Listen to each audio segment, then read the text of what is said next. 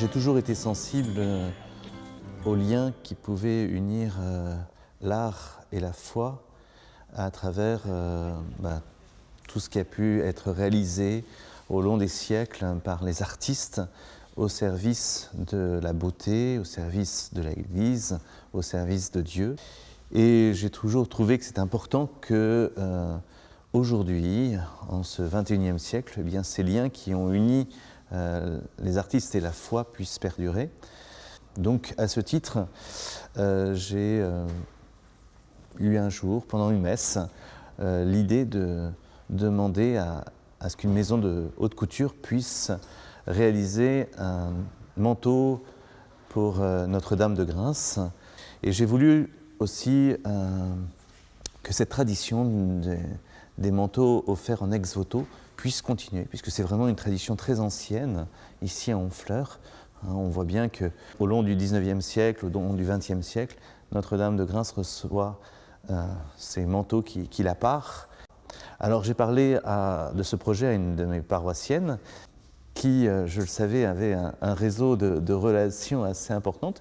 Elle a réussi à nous faire rencontrer deux jeunes créateurs extraordinaires, Yassine et Livia, qui dirigent leur maison de haute couture. On aura tout vu. Alors, ça a été une belle rencontre, puisqu'ils se sont tout de suite adhérés à ce projet d'habiller Notre-Dame de Grâce.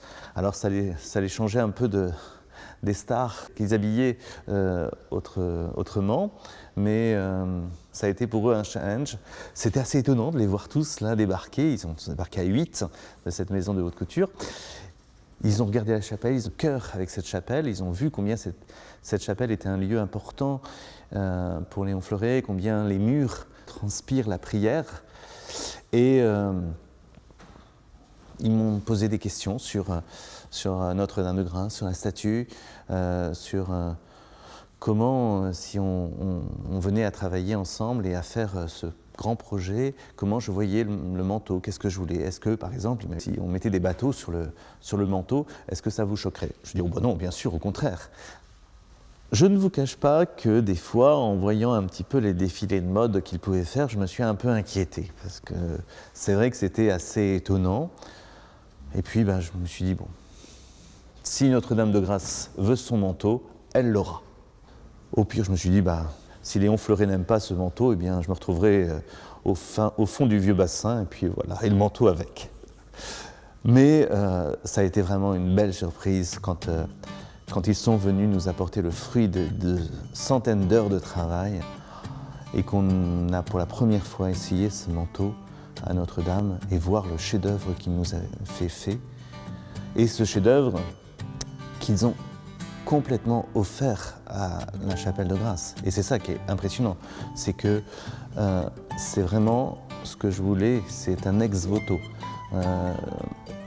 Ce manteau, ils l'ont complètement offert à la chapelle, à Notre-Dame, de même qu'ils ont offert les 2 couronnes qui vont être déposées sur les têtes de Marie et de l'enfant Jésus.